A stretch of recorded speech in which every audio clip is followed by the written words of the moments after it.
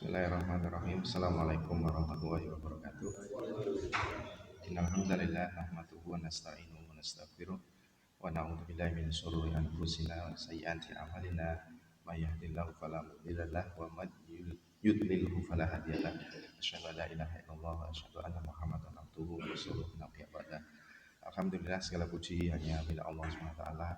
Kita bersyukur kepada Allah Subhanahu wa taala karena hari ini kita masih diberikan kesehatan, diberikan kesempatan, diberikan kenikmatan terbesar, yaitu masih tetap beriman Islam dan beriman kepada Allah SWT.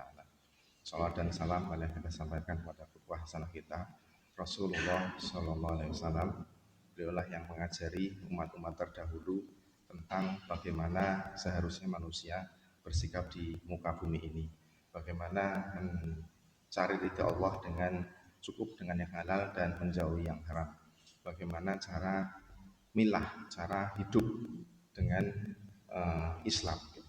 Bapak Ibu rahimahumullah, hari ini atau zaman dulu itu Allah memberikan kejadian-kejadian yang seharusnya bisa kita pelajari supaya tidak terjadi pada hari ini. Kita mengenal orang yang sangat terkenal yang apabila ditanyakan kepada seluruh penduduk bumi mungkin dia akan kenal, yaitu Qarun gitu ya.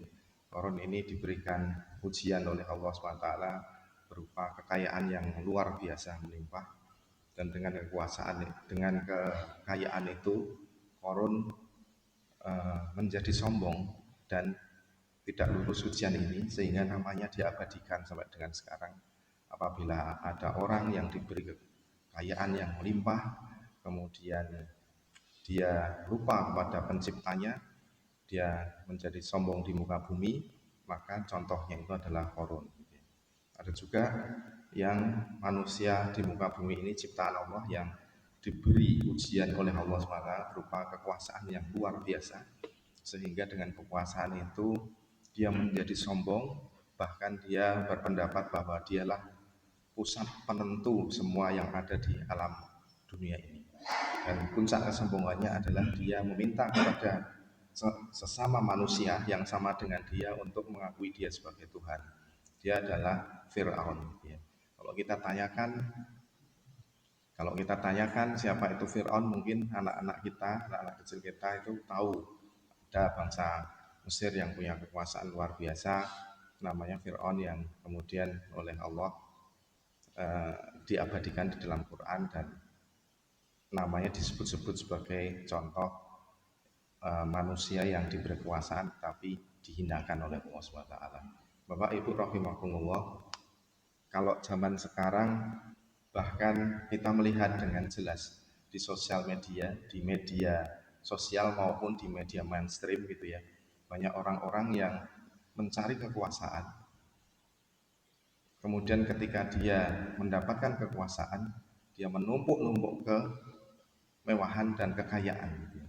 Jadi kemaksiatan yang dilakukan oleh Fir'aun dan Qarun itu dijadikan satu gitu sampai sekarang, sehingga muncullah namanya di media mainstream, media sosial, sebagai orang yang tidak amanah atas kekuasaannya, korupsi, menjadi koruptor, namanya disebarkan, wajahnya ditampilkan dan seterusnya.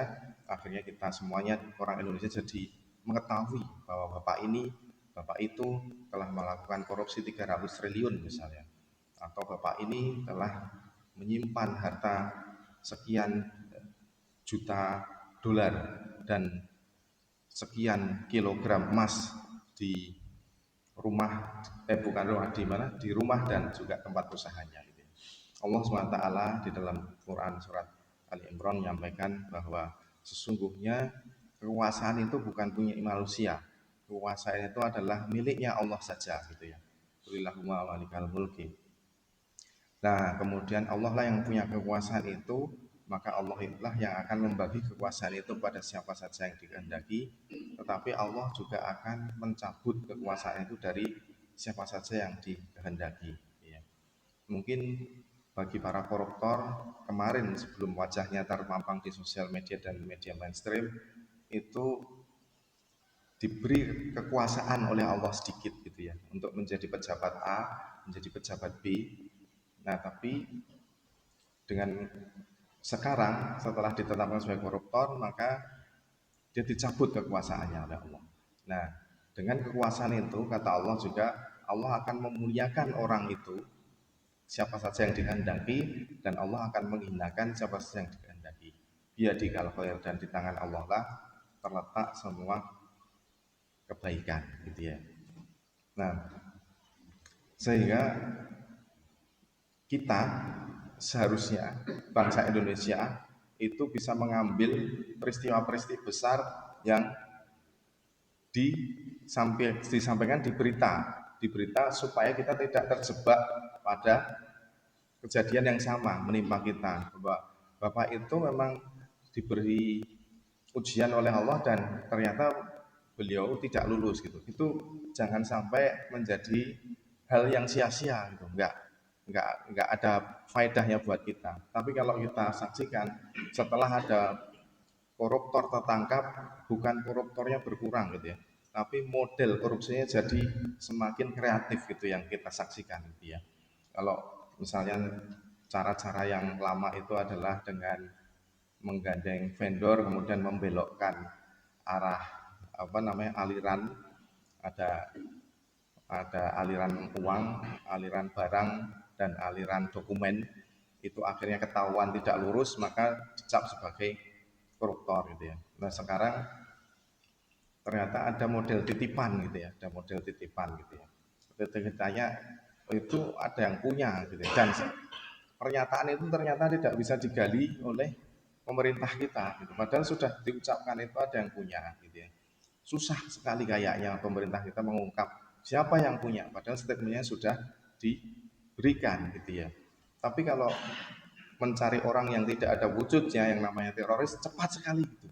Nah, ini sebetulnya kita sangat prihatin gitu ya. Kenapa eh, bangsa Indonesia ini tidak bisa mengambil ibar dari peristiwa-peristiwa yang sudah terjadi sehingga bangsa ini tidak dihinakan oleh Allah, disebut-sebut namanya oleh bangsa lain tetapi disebut seperti menyebut nama Fir'aun dan nama Korun gitu. Bangsa yang lain selain bangsa kita menyebut prestasi tapi yang tidak baik gitu. Nah, terkait dengan kekuasaan ini Bapak Ibu rahimakumullah, minimal ada tiga gitu ya. Minimal ada tiga sikap manusia itu bagaimana dia melihat kekuasaan gitu ya. Tiga itu maksudnya biar gampang mempelajarinya ya. Ada ekstrim kiri, ekstrim kanan, dan yang di tengah-tengah gitu ya, wasaton gitu ya. Yang wasaton itu yang seperti apa? Misalnya ekstrim kiri itu ada manusia yang melihat kekuasaan itu sebagai minimal fitnah gitu ya. Yang paling besarnya adalah adab bagi dia. Jadi setiap melihat kekuasaan itu dia melihat wah fitnah besar, wah adab ini. Sehingga sikapnya dengan kekuasaan adalah dia menghindari sejauh-jauhnya. Kalau ditunjuk menjadi ketua DKM misalnya, oh jangan saya, jangan saya. Wah itu fitnah, itu bisa masuk neraka gitu ya. Karena nanti kalau salah mengelola bisa masuk neraka. Ini gampangnya gitu. Tapi kan yang jadi DKM memang jarang ya. Tapi yang dikasih amanah dan menjauhi itulah sikap yang pertama gitu ya. Dia adalah termasuk yang melihat bahwa kekuasaan itu adalah minimal fitnah dan yang paling besarnya adalah azab gitu ya. Kemudian ekstrim yang kanan adalah melihat kekuasaan itu sebagai kenikmatan luar biasa yang baginya layak untuk diperjuangkan untuk mendapatkannya. Sehingga apapun taruhannya, berapapun harganya dia beli. Meskipun untuk membelinya itu dengan menggadaikan keyakinannya terkait dengan hal-hal haram. Bahkan menggadaikannya dengan keyakinannya kepada Allah SWT ya. Seperti Fir'aun gitu ya, dan seterusnya. Jadi kekuasaan itu diperjuangkan sampai manapun itu dicari gitu. Maka di dalam mencari kekuasaan adalah nepotisme, adalah gratifikasi, ada model dan seterusnya gitu ya. Jadi ada model-model yang dia cari, dia perjuangkan untuk supaya kekuasaan itu jatuh kepada dia. Gitu. Nah ini model yang kedua.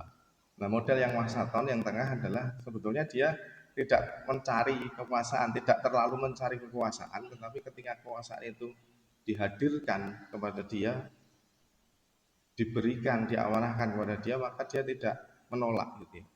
Tidak menolak, sehingga dia menggunakan kekuasaan itu sesuai dengan amanah yang diberikan, gitu ya. Ini yang disebut dengan pemimpin yang amanah. Ini seharusnya yang kita pilih, yang wasaton ini. Jadi dia tidak terlalu menghindar, tapi dia tidak juga terlalu mencari, gitu ya. Tidak menghindar dan mencari. Tapi kalau sudah dapat, sudah ada, sudah ditakdirkan oleh Allah, dia laksanakan kekuasaan itu untuk sebesar-besarnya memberikan manfaat kepada orang lain. Jadi tadi Allah menyampaikan di surat Ali Imran itu adalah A'udzubillahi minasyaitonirrajim, A'udzubillahi minasyaitonirrajim. Qulillahumma malikal mulki tu'til mulka man tasya wa tanzi'ul mulka mimman tasya wa tu'izzu man tasya wa tudhillu man tasya biyadikal khair. Jadi dengan kekuasaan itu mudah-mudahan dia berharap kepada Allah, Allah memuliakan dia di dunia maupun di akhirat. Dengan kekuasaan itu dia berharap dia bisa mendapatkan jariah dari amalnya, dari lelahnya, dari semua usaha-usaha yang dilakukannya supaya Allah ridho dan Allah mengganjarnya dengan jannah. Demikian mungkin yang bisa saya sampaikan. Tidak lupa di akhir kultum ini kita tetap masih mendoakan saudara-saudara kita yang ada di Palestina. Alhamdulillah rabbil alamin wa shalli ala sayyidina Muhammad. Allahumma a'izzal Islam wal muslimin, Allahumma a'izzal Islam wal muslimin, Allahumma a'izzal Islam wal muslimin, Allahumma ansur ikhwanal muslimin mujahidin fi Palestin, Allahumma sabbit imanahum wa anzilis sakinata fi qulubihim wa wahid sufufahum. Allahumma damiril yahuda wa Israel wa saddid samlahum wa farik jam'ahum. Allahumma ansur ala mujahidina a'da'a wa a'da'a din bi rahmatika ya arhamar rahimin. Rabbana atina fid dunya hasanah wa fil akhirati hasanah wa qina adzabannar.